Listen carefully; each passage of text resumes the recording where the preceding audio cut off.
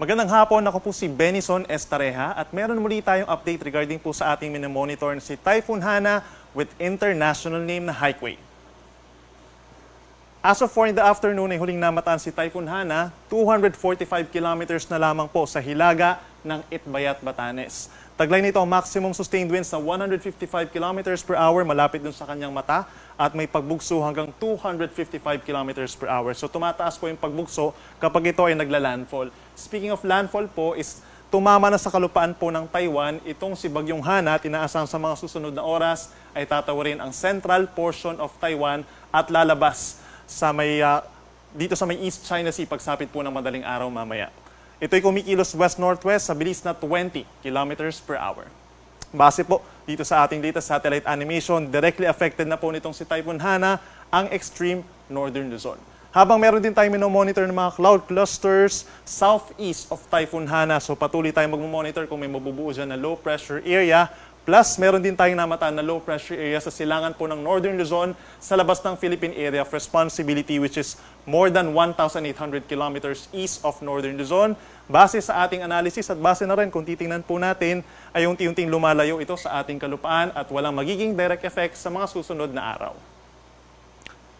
Ang nagpapaulan pa rin sa malaking bahagi ng bansa ay ang southwest monsoon or habagat, lalo na sa ating mga kababayan sa Luzon at sa western portion of Visayas.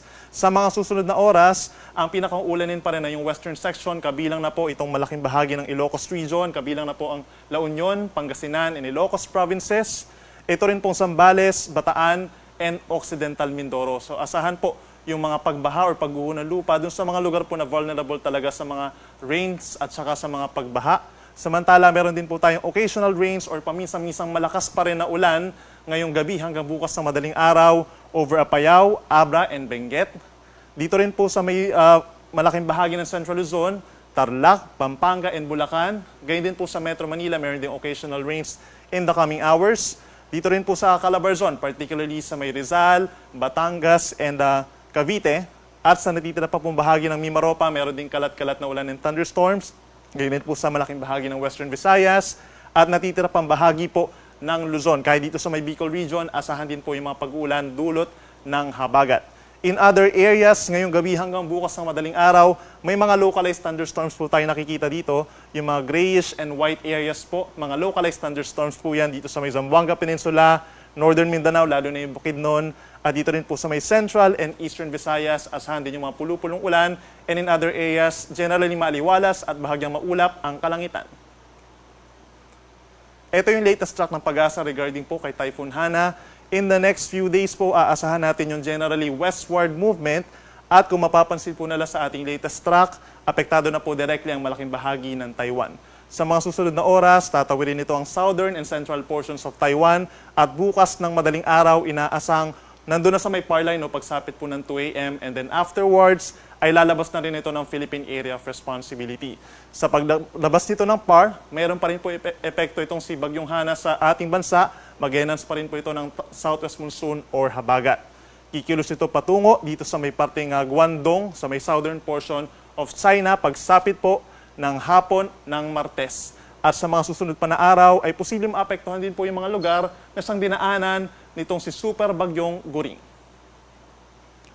Sa ngayon, nakataas pa rin po ang Tropical Cyclone Wind Signal number 1 dun sa mga pinakamalapit na lugar doon sa Taiwan. Ito po si Batanes at Babuyan Islands. So asahan po natin yung mga pag-ulan directly nasa 50 to 100 millimeters or moderate to at times heavy na mga pag-ulan. Meron din po tayong minimal to minor impacts mula dun sa malalakas na mga hangin at possible din po ang rough sea conditions or maalon na karagatan. So most likely po ay suspended muna ang sea travel for any sea vessels doon. In terms of rainfall, inuulit natin, hindi po dahil kay Hana yung mga magiging pag-ulan natin, except dun sa may Batanes and Babuyan, dahil po ito sa habagat. At for this afternoon hanggang mamayang hating gabi, possible pa rin po sa malaking bahagi ng bansa, Luzon and Visayas ang may mga pag-ulan. Nasa 100 to 200 millimeters po, pinakang malalakas ang mga pag-ulan dito pa rin sa Ilocos Region. Inuulit natin, Abra, Benguet, Zambales, Bataan, and Occidental Mindoro. 50 to 100 millimeters naman po na dami ng ulan dito po sa Metro Manila, natitirang bahagi ng Cordillera Region, ganyan sa malaking bahagi po ng Central Luzon, Tarlac, Nueva Ecija, Pampanga and Bulacan, Dito rin po sa Rizal, Cavite and Batangas, Romblon, Northern Palawan, kabilang ng Calamian and Cuyo Islands. By tomorrow po, yung mga uulanin na lugar, nasa 100 to 200 millimeters pa rin po ang Ilocos Region, Zambales and Bataan. Habang nasa 50 to 100 millimeters o mga light to moderate with at times heavy rains pa rin po ang mararanasan over Metro Manila, Abra, Benguet, Tarlac, Nueva Ecija, Pampanga and Bulacan. Gayun din po sa Rizal, Cavite and Batangas, patuloy ang mga pag-ulan by tomorrow, Occidental Mindoro, Northern Palawan at Antique. Samantala po, pagsapit ng Martes, kung mapapansin nila, mas mababawasan yung mga pag-ulan at mas kakaunting lugar na yung uulanin. Kabilang na dyan ang Metro Manila, nasa 50 to 100 millimeters pa rin naman po yung ulan. Ilocos Region, Abra, Benguet, Zambales, Bataan, Tarlac, Nueva Ecija, Pampanga, Bulacan, at sa Calabarzon, tanging Rizal na lamang po yung magkakaroon ng minsan malalakas na mga pag-ulan. Yung mga hindi natin nabanggit na lugar, possible pa rin po yung mga scattered rain showers and thunderstorms for the rest of Luzon na mga hindi natin nabanggit. At pagsapit naman sa Visayas and Mindanao is generally fair weather conditions sa umaga, nasasamahan ng mga localized thunderstorms, plus mataas na epekto rin po ng southwest monsoon over Zamboanga Peninsula and Western Visayas hanggang sa araw po ng Martes. Yung mga pag-ulan natin, possible po na magdulot pa rin ng mga pagbaha or landslides, pagbaha sa mga low-lying areas, pag-apaw ng mga ilog at dun sa mga bulubundukin na lugar, lalo na sa may Cordillera region, knowing na saturated na po yung lupa doon, or ibig sabihin patuloy yung mga pag-uulan, so hindi na kayang mag-absorb ng lupa, mataas ang chance ng mga pagguho ng lupa doon, so mag-ingat po for the next 3 days. In terms of hangin, kung mapapansin nila, meron din pong kalakasan ng hangin sa inyong lugar. Ito po ay hindi rin dahil kay Hana or wala naman tayong mga bagong bagyo na namamataan, kundi dahil pa rin ito sa habagat. So for the next 3 days, meron pa rin po ang malaking bahagi ng ating bansa actually. For today, ngayong hapon hanggang bukas, malaking bahagi pa rin po ng Northern and Central Luzon, may mga gusty or pabugso-bugsong hangin. Metro Manila, Calabarzon, Mimaropa, Bicol Region, Western Visayas, at northern portion of Eastern Visayas. By tomorrow, malaking bahagi pa rin po ng Luzon ang magkakaroon ng mga pagbugso ng hangin, plus malaking bahagi pa rin po ng Western Visayas magkakaroon ng gusty conditions. At pagsapit ng Tuesday, dahil po sa habagat, iilang lugar na rin po ang apektado dito, kabilang ng Batanes and Babuyan Islands, Ilocos Region, so mostly mga nasa western portion, Zambales, Bataan, Cavite, Romblon, Northern Quezon, Lubang Island at Kalayaan Islands po sa Palawan. Bukod po dun sa malalakas na hangin at malakas na ulan, asahan din po yung along karagatan in many areas of our country. Ito pong seaboards pa rin ng Luzon and Western Visayas na siyang apektado po ng habagat. Hanggang 5 meters po sa may seaboards ng extreme northern Luzon kung saan pinakamalapit itong si Typhoon Hana.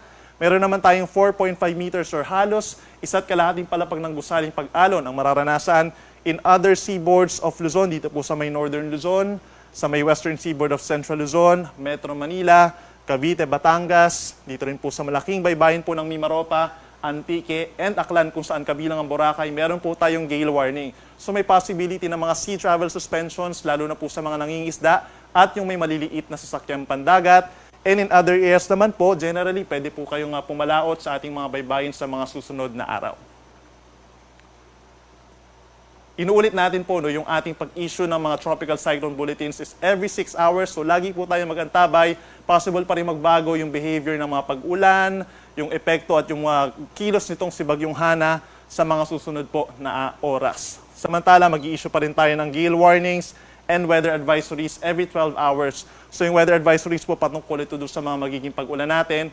And importante po ito sa ating mga kababayan, knowing po na bukas ay magsisimula muli ang pasukan.